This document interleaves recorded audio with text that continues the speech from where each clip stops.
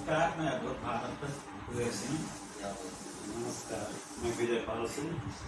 Sir, मैं जानना चाहता हूँ कि इस समय जातीय जनगणना की चर्चा बहुत जोर शोर से चल रही है। तो इतने दिन से आरक्षण व्यवस्था चल रही है, क्या पिछड़ी जात के लोगों की सरकारी नौकरियों में भागीदारी हो पाई है?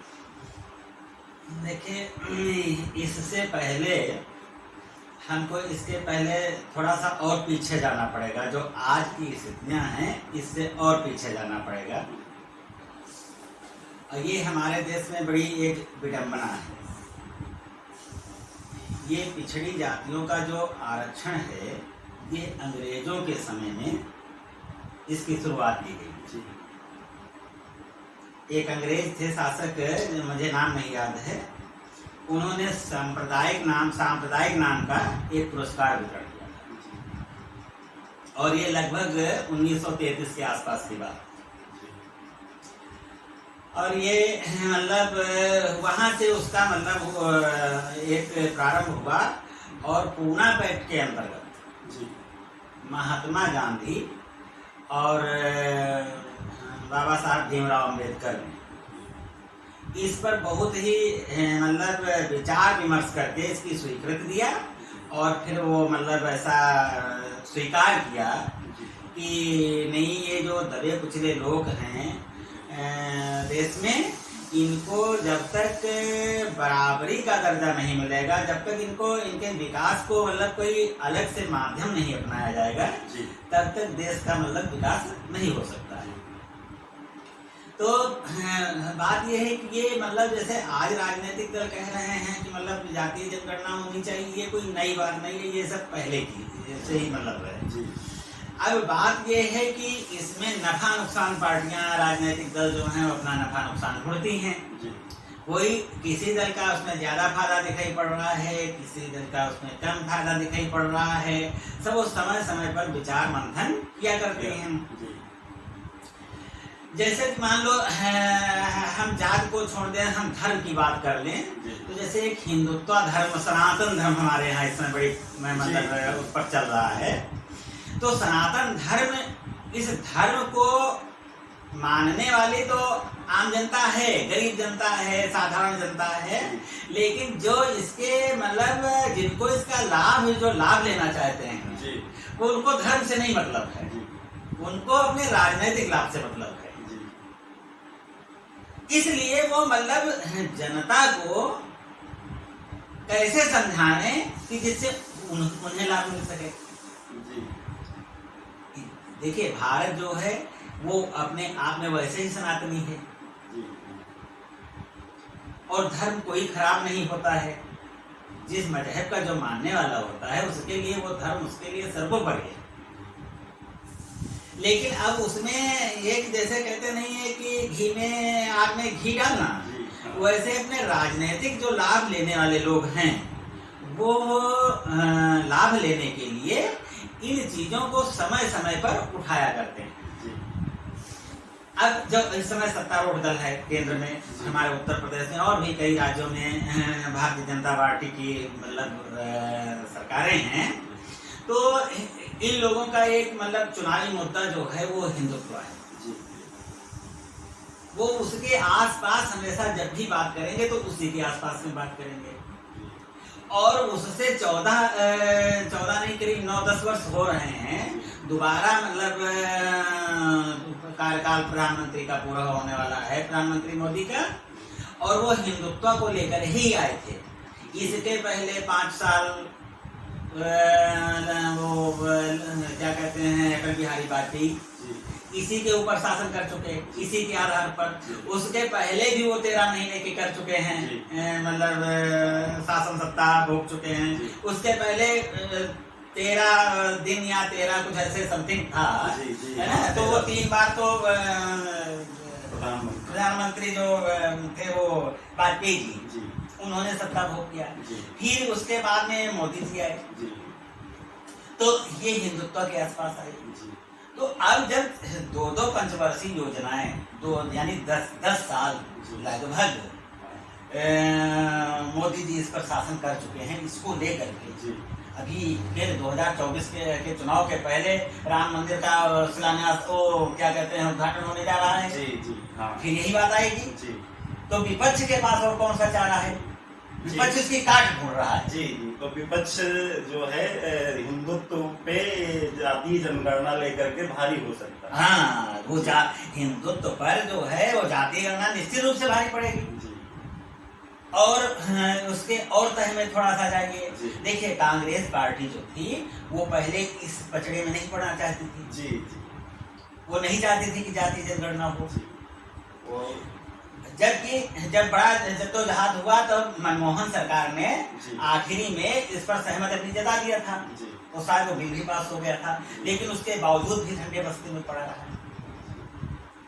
अब उसमें क्या है कि जब विपक्ष को और कोई रास्ते ठीक से नहीं दिखाई पड़ रहे हैं, क्योंकि आप जानते हैं कि मोदी जी का भाषण इतना वैसा होता है कि जनता को बटोरने में, जनता को इकट्ठा करने में वो माहिर होते हैं, समझाने में माहिर हैं।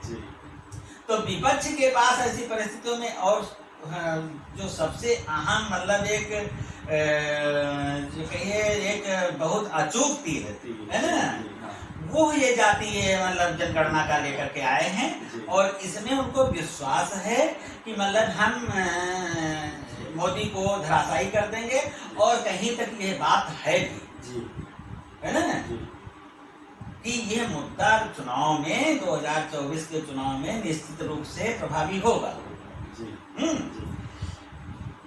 और बात ये भी है कि जो हम देख रहे हैं कि कहने को तो सब कुछ है कि हम एक अधिकार है, संवैधानिक अधिकार सबको प्राप्त हुआ है और जीवन यापन करने के सबको बराबर अधिकार है, सब कुछ समतामूलक समाज है। लेकिन अगर धरातल पर देखा जाए तो देश को आजाद हुए इतने दिन हो गए हैं, लेकिन बहुत से जातियां ऐसी हैं, बहुत से लोग ऐसे हैं जो आज भी गुलामी की जंजीरों में जकड़े हुए हैं। वो अंग्रेजों की जंजीरों में नहीं जकड़े हैं, वो भारतीयों की ही जंजीरों में जकड़े हुए हैं। उनकी तानाशाही की जो जंजीरें हैं उनमें जकड़े हुए हैं। आप कहीं का मुद्दा उठा करके लीजिए, कहीं देखिए दलितों के मुंह पर टॉयलेट कर देते हैं, गंदगी कर देते हैं, कहीं देखिए उनको बांध करके मार रहे हैं, कहीं कुछ।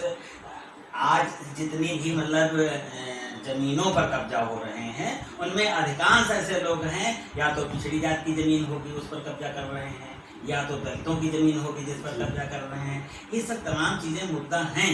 लेकिन अब आपका जो मूल प्रश्न है वो ये है कि क्या ये उनको आरक्षण मतलब जाति जनगणना हो पाएगी या नहीं। जी जी। देखिए ये जो मतलब प्रश्न उठाया है विपक्ष ने, इसमें बीजेपी को घेरने के लिए किया है। वो सत्ता में विपक्ष आना चाहता है और एक प्रबल दावेदारी के साथ आना चाहता है। और इसमें इस चीज को आज डिनाई करने में कोई भी दल सक्षम नहीं है कि हम जातीय जनगणना नहीं कराएंगे। सत्ता पक्ष के भी कुछ लोग ये चीज चाह रहे हैं, उनकी मजबूरी है ना, क्योंकि अगर वो इसका विरोध करेंगे तो उनका जो वोट प्रतिशत है वो कम होगा। इसलिए उनको ये काम मतलब ये कहना है उनको, है ना। और चाहे वो पार्टी लाइन से हट करके कहें, चाहे व्यक्तिगत रूप से कहें, उनको ये कहना है। जी, तो जातीय जनगणना कोई विरोध कर नहीं पाएगा और इसका श्रेय निश्चित रूप से विपक्षी पार्टियों को मिलेगा, क्योंकि मुद्दा देखिए बिहार से उठा है। जी जी, बिहार में जातीय जनगणना हो चुकी है और वहाँ जातीय जनगणना हो चुकी, लेकिन कुछ खामियों के साथ हुई है शायद, जहाँ तक हमें जानकारी है। तो उन खामियों को भी वो दूर करेंगे। जी। और अब तो कई राज्य ऐसे हैं भारत के जो जातीय जनगणना कराने के बिल्कुल पक्षधर हैं। जी हाँ, है ना। वो ये इस चीज को समझते हैं कि ये 52% 55% जो पिछड़ी जातियां हैं, इनको हम दरकिनार करके शासन सत्ता नहीं हासिल कर सकते हैं। जी। इसलिए वो अब इसको मतलब किसी भी हालत में मतलब इसको अलग नहीं हटा सकते हैं। जी। और बात ये भी है कि हाँ, अगर हम ये देखें आज की तारीख में देखें, जैसा हमको गूगल सर्च पर मिलता है, जैसा हमको अखबारों में देखने को मिलता है, जैसे हम बड़े बड़े चैनलों पर डिबेट देखते हैं, तो उसमें हम ये देखते हैं, सुनते हैं कि ओबीसी के अगर आप प्रोफेसर यूनिवर्सिटी में निकाल लीजिए तो नगड़ के बराबर हैं, जीरो के बराबर हैं, उसमें सब अन्य जातियों के हैं ज्यादातर। न्यायालय में भी न्यायालय और चीजें और भी संस्थाएं हैं, शैक्षिक संस्थाएं हैं, और भी चीजें हैं जो है ना, मतलब जहाँ पर, हाँ जहाँ पर देखिए वहाँ पर इन लोगों को प्रशासनिक सेवाओं में देखिए जी सब कहीं पर इस समय माइनस में चल रहा है।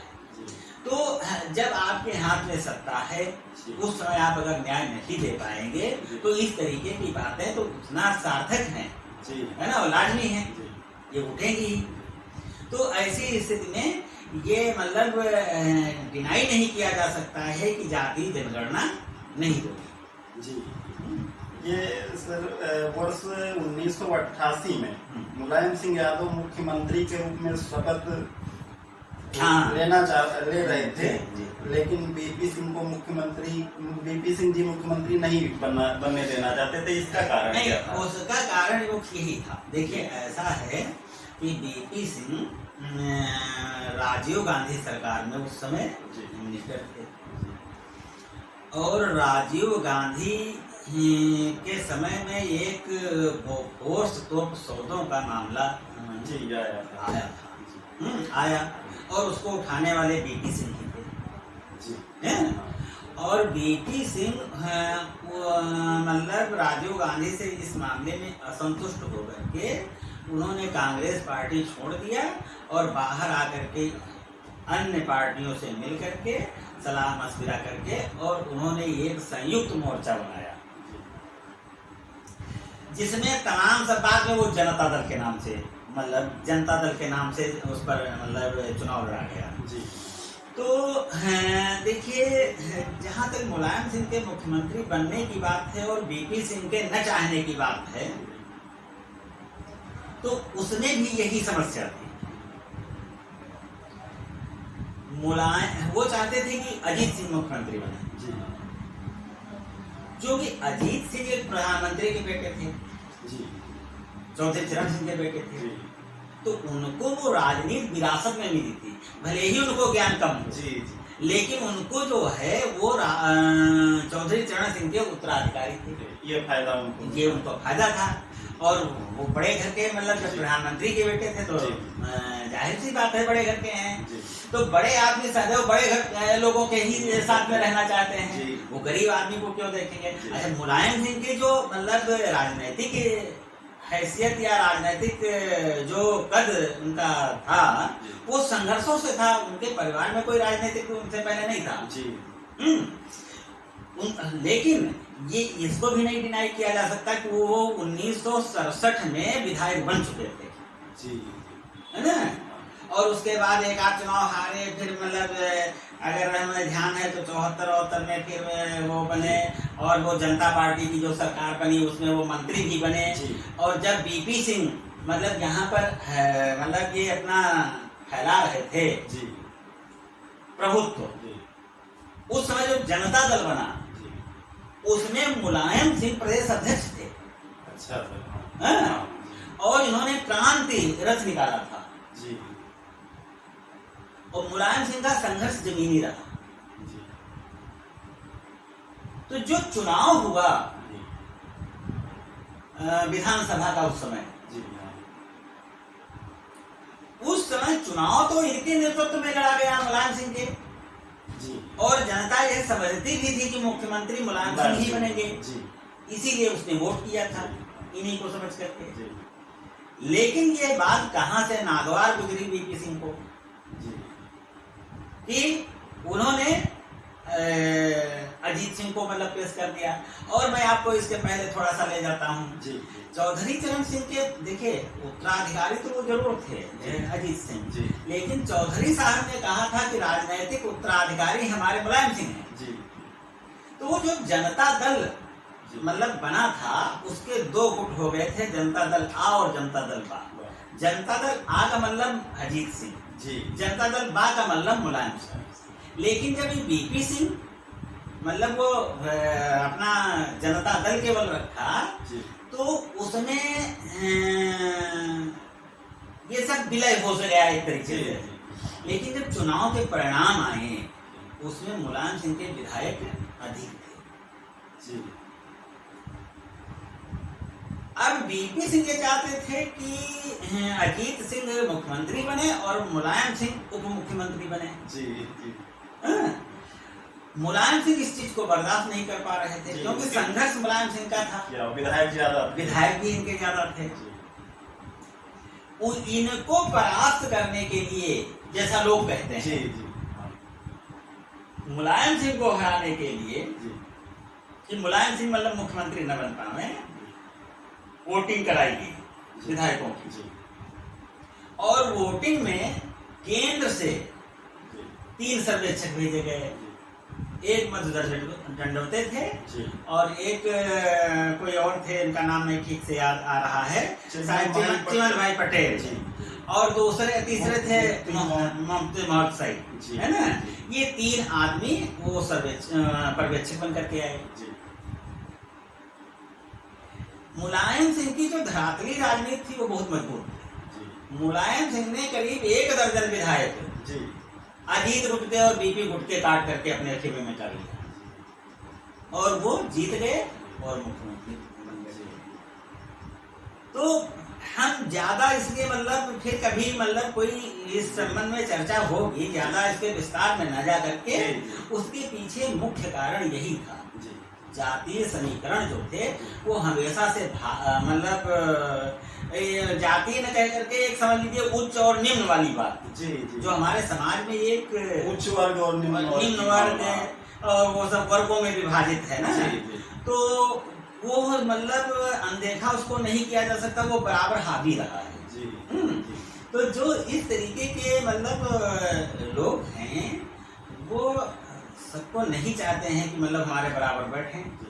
और ये अगर इसको मतलब अतिशयोक्ति न समझा जाए, तो मुलायम सिंह, मायावती, काशीराम, लालू प्रसाद यादव और भी कई इस तरीके के नेता, देवीलाल और ये सब तमाम जो चंद्रशेखर, ये सब ऐसे नेता हुए कि ये पिछड़ी जातियों और एससी एसटी जातियों को थोड़ा सा मतलब इन्हीं की वजह से थोड़ा सा वो अग्रसर हुई, आगे बढ़ी हैं। और ये इसमें कहीं से मतलब कोई झूठी बात नहीं है ना, ये असत्य नहीं है। तो सर क्या ये जातिगत अगर जनगणना हो जाएगी, इससे कुछ फायदा हो सकता है? नहीं, फायदा बिल्कुल होगा। फायदा इसलिए होगा कि देखिए, आप 27% ओबीसी हैं जी, है ना। वो 27% ओबीसी में कितनी जातियां हैं? करीब 3000 के ऊपर जातियां ओबीसी की हैं पूरे देश में जी। वो सब 27% में बच जाती है करके है। और उनमें भी हमारे राजनीति के जो चाणक्य हैं, और मतलब वो बड़ी होशियारी से सब गाँव खेल जाते हैं। अब आप पिछड़ा वर्ग को ले लीजिए, पिछड़ा वर्ग, अति पिछड़ा वर्ग जी, कहीं कुछ शब्दों का मतलब घुमा फिरा करके जिससे जनता समझ नहीं पाती, क्रीमीलियर जी, है ना, सब कहाँ से ढूंढ करके ले आए। अब उसमें भी वर्गीकरण किया, लड़ाई किया। पहले ये अब 27% के अंदर भी बहुत समस्याएं हैं। 27% पहले 27% जो था, उसमें 27% उन बैकवर्डों को मिलता था, पिछड़ी जातियों को मिलता था, जो सामान्य अभ्यर्थियों के बराबर अंक नहीं पाते थे। जी जी, है ना। हाँ, जो सामान्य अभ्यर्थियों के बराबर अंक पा जाते थे, उनको सामान्य कैटेगरी में गिना जाता था। जी। अब इन्होंने क्या कर दिया कि वो नंबर चाहे जितने पाया हो जी, वो ओबीसी में ही, वो ओबीसी में ही गिना जाएगा। तो अब ये चीजें जो हैं, जब जातीय जनगणना होगी तो इससे निश्चित रूप से पहली तो बात वो चाहे वो राजनीतिक मतलब परिदृश्य से देखिए, जी। चाहे जिस परिदृश्य से देखिए, उनमें सबका मतलब ये 52% के आसपास, 55% के आसपास लगभग हो रहा है। जी। बहुत ज्यादा मुझे ठीक से आंकड़ा नहीं पता है, लेकिन लगभग इतने के हो रहा है। तो ये इनको लाभ निश्चित रूप से मिलेगा, लड़ाई इसी बात की अब है। जी। हम्म। तो ये मतलब मेरी समझ से जी। तो इसमें मतलब इनको लाभ मिलेगा। और ये जनगणना तो होनी ही होनी है, जाति जनगणना होनी ही होनी है। इसको अब किसी के रोकने के बस की बात नहीं है, कोई नहीं रोक पाएगा। ये इसमें लेट लपेट हो सकता है और लोग इसमें पेच फंसाएंगे, लेकिन वो अंततोगत्वा मतलब जैसे 27% आपको आरक्षण मिला, समाज को आरक्षण मिला, तो वो आसानी से थोड़े मिल गया था जी। उसमें कितने लोग, भाई बीपी सिंह को शहीद हो जाना पड़ा, जी, है ना। बीपी सिंह ने जैसे मंडल आयोग की सिफारिश लागू किया, बीपी सिंह मतलब बिल्कुल खत्म हो गए, समझ लीजिए राजनीतिक स्तर से। जी। शरद यादव उनकी भूमिका जो थी वो बिल्कुल खत्म हो गई राजनीति में। जी। जिन्होंने उसका मतलब समर्थन किया। जी। तो इसमें बहुत पार्टियों को, बहुत नेताओं को अपने जीवन को दांव पर लगाना पड़ेगा, लेकिन ये मिलेगा, फायदा होगा। सही। बहुत बहुत धन्यवाद।